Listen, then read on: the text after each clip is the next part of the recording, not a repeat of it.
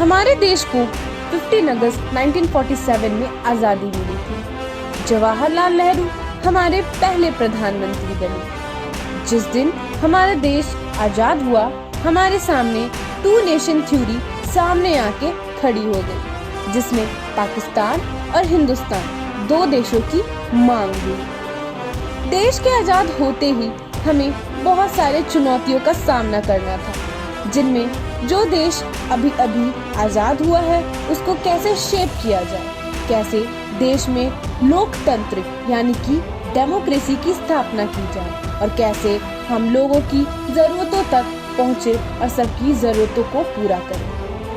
तब तक डेमोक्रेसी यानी कि लोकतंत्र सिर्फ कुछ सफल और धनी देशों में ही था, जैसे कि यूरोप और नॉर्थ अमेरिका, जहां लगभग सब पढ़े लिखे थे।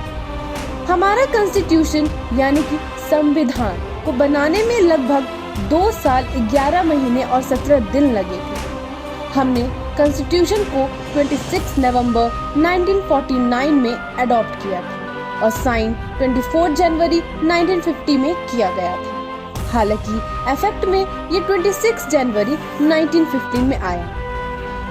ड्राफ्टिंग कमेटी ऑफ कॉन्स्टिट्यूशन के चेयरमैन भीमराव अंबेडकर थे। इलेक्शन कमीशन ऑफ इंडिया को जनवरी 1950 में सेट किया गया था।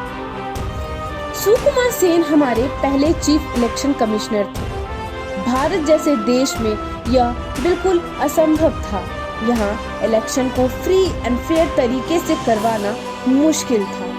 उस वक्त हमारे देश में वो सभी लोगों के नामों की जरूरत थी जो कि वोट देने के लिए एलिजिबल है, जो कि वोट देने के काबिल थे।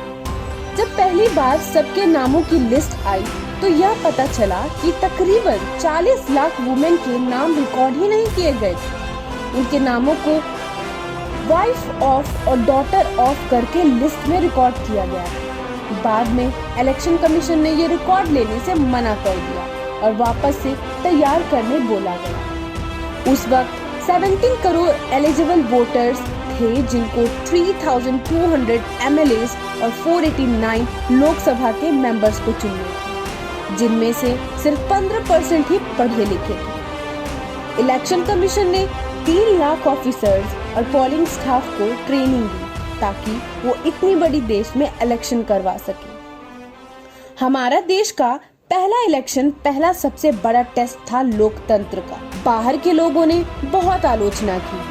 एक इंडियन एडिटर ने तो इसको biggest Gamble in the history भी कहा। इलेक्शन को 2 बार रोका गया और आखिरी में जाके अक्टूबर 1951 से फरवरी 1952 तक हेल्ड किया गया।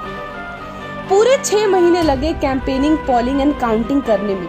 हर एक सीट के लिए लगभग 4 लोग खड़े थे। देश का पहला इलेक्शन बहुत ही एनकरेजिंग था। इलेक्शन के दिन लोग बड़ी संख्या में वोट देने आए। पहला इलेक्शन बैलेट पेपर पे हुआ था।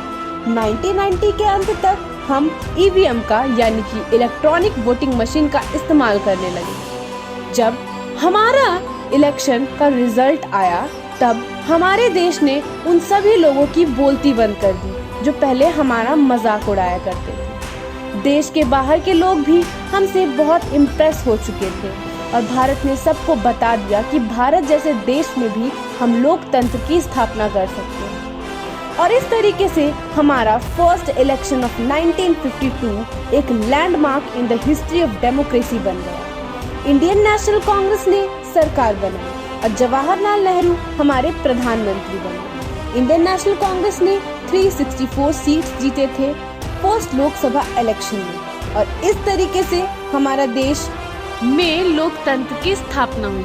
और इस तरीके से हमारे देश ने सभी को दिखा दिया कि डेमोक्रेसी किसी भी देश में अपनाया जा सकता है।